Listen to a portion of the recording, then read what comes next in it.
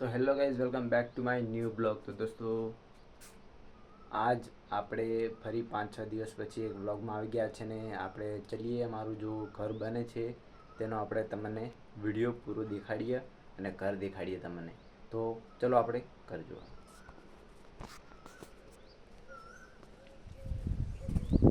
તો જોઈ લો, બહાર અમારા 2 બાઇક પડે છે ને ઘર છે.